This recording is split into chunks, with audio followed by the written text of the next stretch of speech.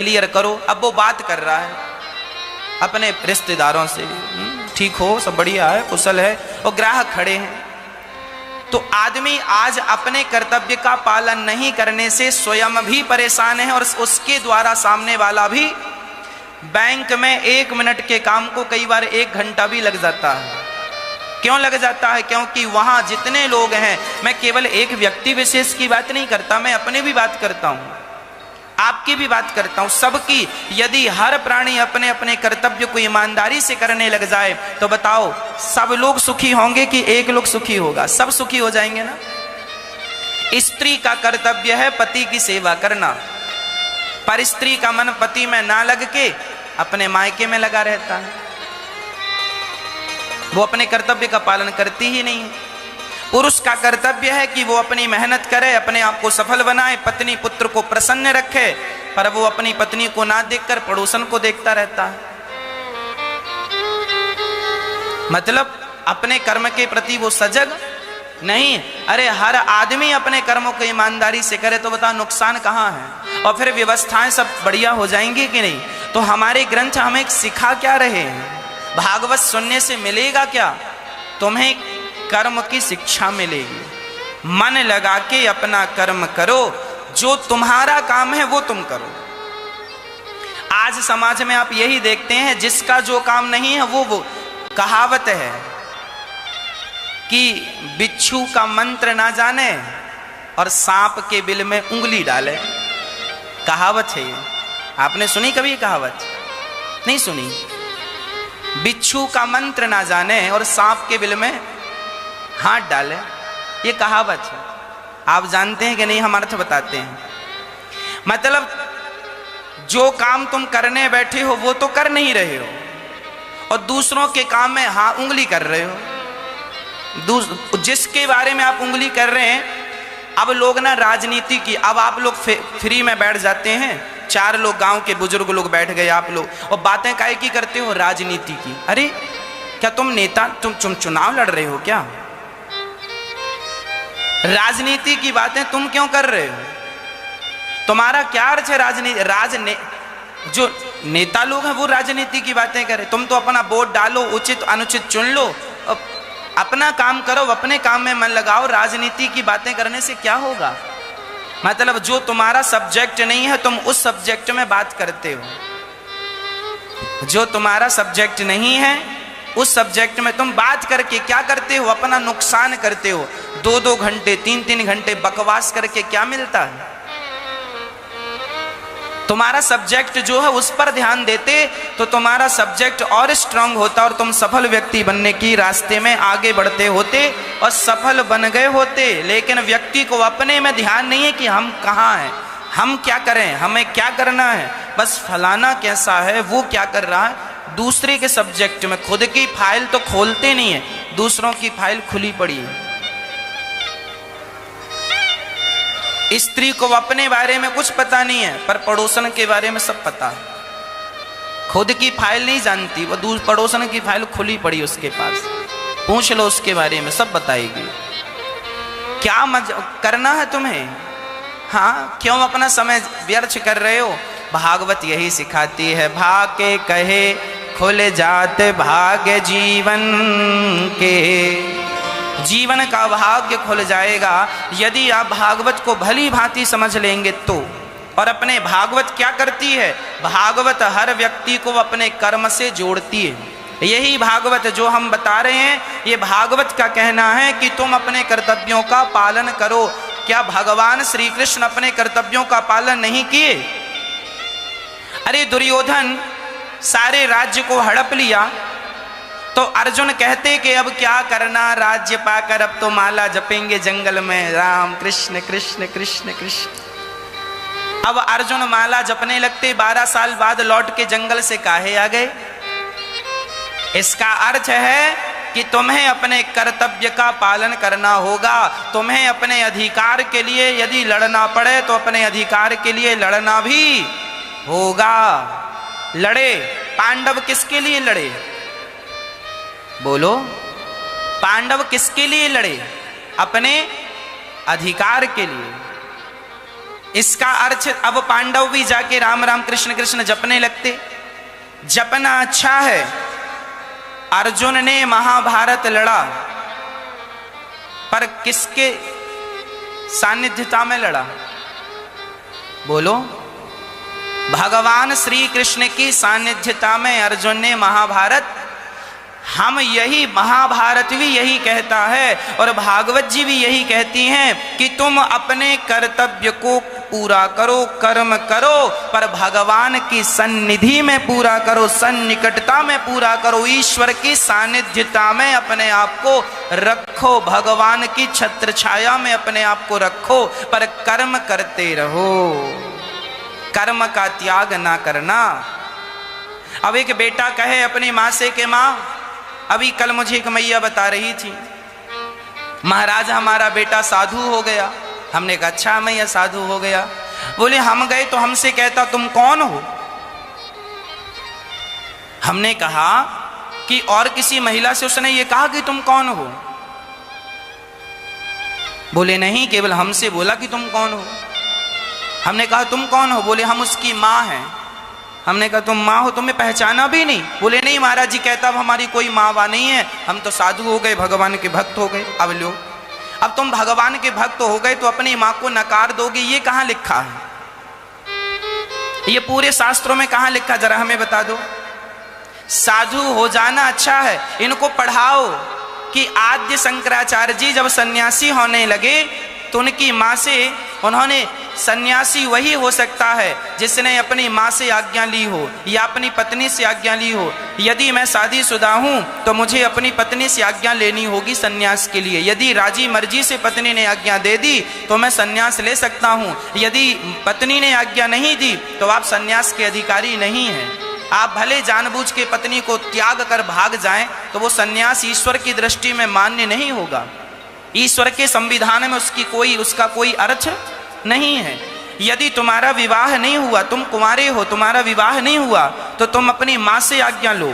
शास्त्र कहते हैं माँ से आज्ञा लो। यदि माँ आज्ञा दे दे कि बेटा तू सन्यासी हो जा, तो तुझे सन्यासी हो जाना चाहिए। यदि माँ आज्ञा ना दे तो माँ की आज्ञा के बिना बेटा सन्यासी नहीं हो सकता।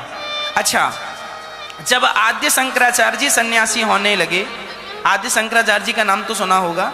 आद्य शंकर जो साक्षात भगवान शंकर थे, उनका नाम भी बचपन में शंकर ही था, बाद में शंकराचार्य हुए हैं।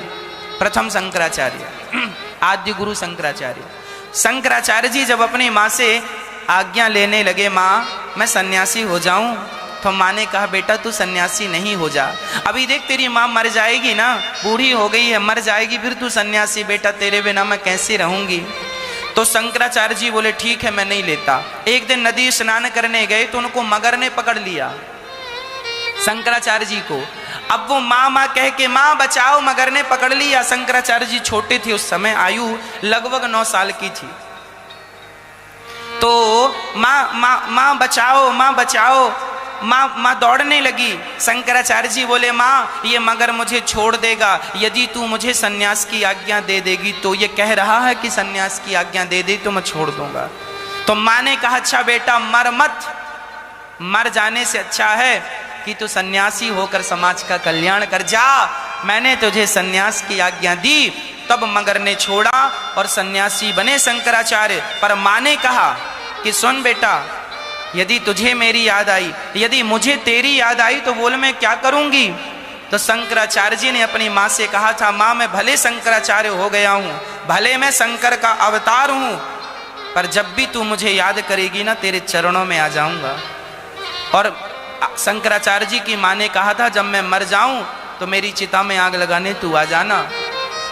ठीक है माँ, ये कहकर शंकराचार्य जी निकल गए। और जब जब उनकी माँ ने उनका स्मरण किया तो वो तब तब वहां प्रकट हो गए। तुम साधु बन गई तो क्या माँ के एहसान को, माँ के ऋण को भूल जाओगे? इसका मतलब ये अभी कच्चा साधु है, अभी पका हुआ साधु नहीं है। तुम अपने कर्तव्यों को क्यों छोड़ रहे हो? माँ की सेवा, अरे चलो तुम साधु हो गए अच्छा है, पर साधु होकर भी तुम माँ की सेवा कर सकते हो। आद्य शंकराचार्य जी इसके उदाहरण हैं, कर सकते हो।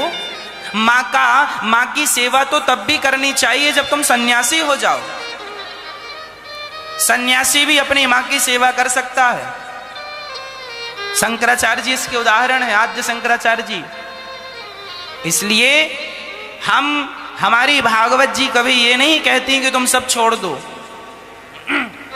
भागवत जी सदा यह कहती हैं सबके बीच में रहकर सब कुछ छोड़ो।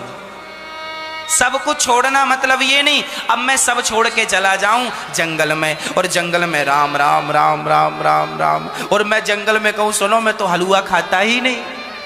अब भैया जंगल में हलवा मिलता ही नहीं है तो खाओगे क्या? अब तो ये कहना ही पड़ेगा मैं हलवा नहीं खाता। अरे हलवे के बीच में रहकर हलवा का त्याग करना सबसे बड़ा त्याग होता है। जो तुम्हें मिल ही नहीं रहा उसका त्याग क्या त्याग है? उस वस्तु के बीच में रहकर उसका त्याग करना सबसे बढ़िया त्याग है। इसका नाम क्या है? क्या है इसका नाम? त्याग। सबके बीच में रहकर भी, पत्नी के पास रहकर भी विषयों का त्याग कर देना सच्चा त्याग है ना? इसका नाम त्याग। सबके जैसे जैसे जैसे जल में कमल का पुष्प है, कीचड़ में कमल का पुष्प, सबके बीच में रहकर सबका त्याग करना है आपको। हम आपकी बात कर रहे हैं। आप गृहस्थी में रहना, अपने पत्नी अपने पुत्र के बीच में रहना, पर सबके बीच में रहते हुए, हंसते हुए, खेलते हुए, मुस्कुराते हुए, जिम्मेदारियों को ईमानदारी से पालन करते हुए मन सदा भगवान के चरणों में लगा रहे। इस बात का ध्यान रख लो, कल्याण हो जाएगा। ना तुम्हें कुछ छोड़ने की जरूरत है, ना घर से कहीं बाहर निकलने की जरूरत है। तो भाके कहे खुल जाते भाग जीवन के, गा के कहे ते गुमान मिट जाते हैं। भागवत कोई ठीक ठीक सुन ले तो अहंकार मिट जाता है। भागवत क्या मिटाती है? अहंकार। हमें किस बात का अहंकार है? दुर्योधन की सत्ता रह गई क्या? तो जब दुर्योधन की सत्ता नहीं रह गई, दुर्योधन का अहंकार नहीं रह गया, तो क्या हमारा और आपका अहंकार रह जाएगा? कंस का अहंकार रह गया कि हमारा और आपका रह जाएगा? रावण का अहंकार रह गया क्या जो हमारा और आपका रह जाएगा? इसलिए अहंकार ना करना। भागवत अहंकार से दूर करती है। यदि अहंकार आया, घमंड आया, तो भगवान हमसे दूर हो जाएंगे। इसलिए अहंकार को एंट्री मत दीजिएगा, अहंकार प्रवेश ना कर जाए। अच्छा, अहंकार तब आता है जब हम अपने आप को कर्ता मान लेते हैं। मैं कौन हूं? मैं अपने आप को कर्ता मान लिया यदि कि मैं सब कर रहा हूं। यदि हमने अपने आप को कर्ता समझ लिया तो अहंकार आने की संभावना 100% है। आप लोग अपने आप को क्या मानते हैं? मैया जी, ओ मैया नींद आ रही है? हाँ, तो समाधि लग गई। अच्छा, हम अपने आप को क्या माने? हम अपने आप को भगवान का दास माने। हम अपने आप को कर्ता ना माने। कर्ता ईश्वर है। करते हो तुम कन्हैया, मेरा नाम हो रहा है, मेरा तो आपकी कृपा से सब काम हो रहा। करते करने कराने वाले भगवान हैं, हम तो निमित्त हैं। हम कौन हैं? निमित्त हैं। जो आदमी अपने आप को कर्ता समझ लेता, मैं ये हूं, मैं वो हूं, उसे अहंकार आ जाता है। कई लोग बड़े एटीट्यूड में घूमते रहते, यूं यूं चलते। काहे का अहंकार है?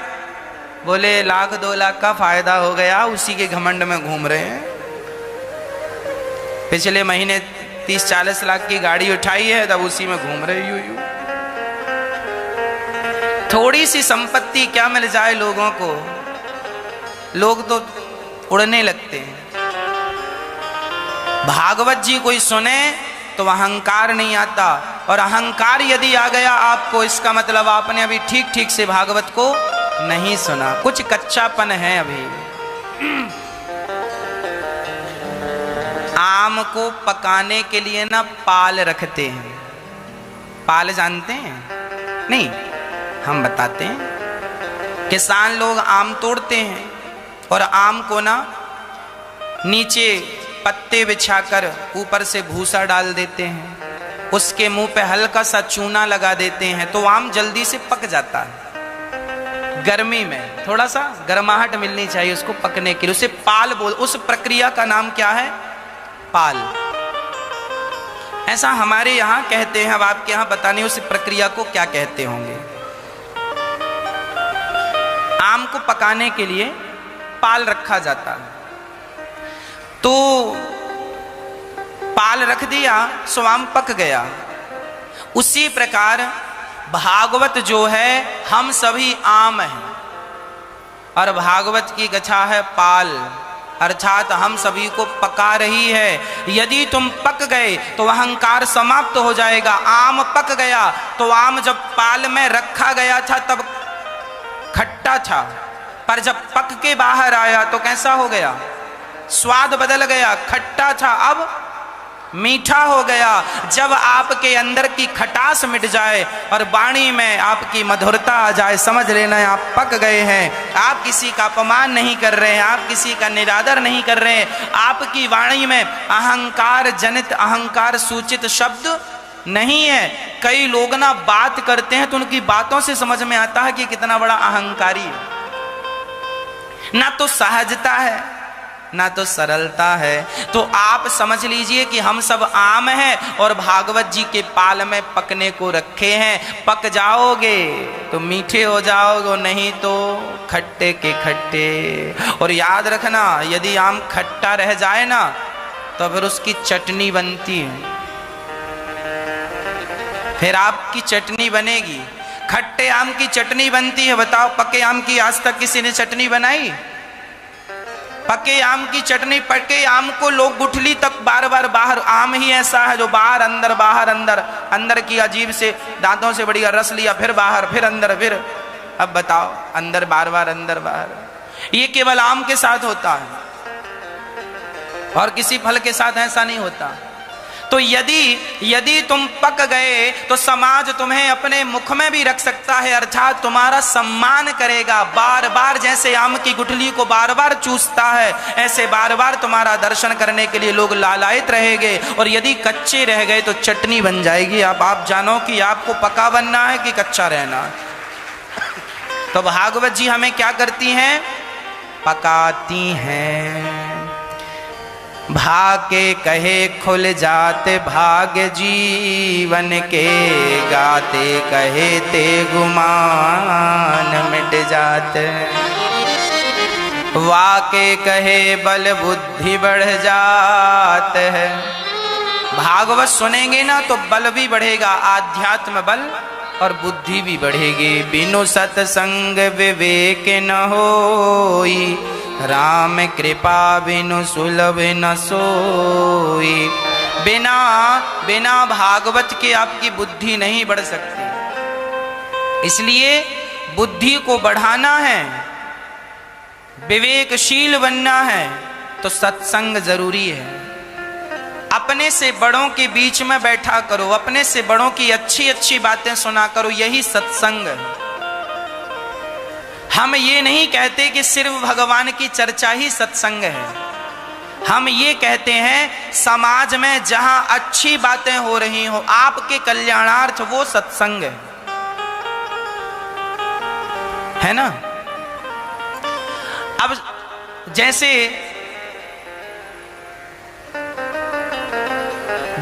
डॉक्टर एपीजे अब्दुल कलाम, भारत के पूर्व राष्ट्रपति, जो कि अब इस धरती पर नहीं है, पर उनका स्वभाव, उनका बड़प्पन आज भी लोग याद करते हैं। अब्दुल कलाम जी थे, उन्होंने बड़े बड़े कॉलेजों में जाके 10-10 मिनट का, 1-1 घंटे का लेक्चर देते थे। किस सब्जेक्ट में?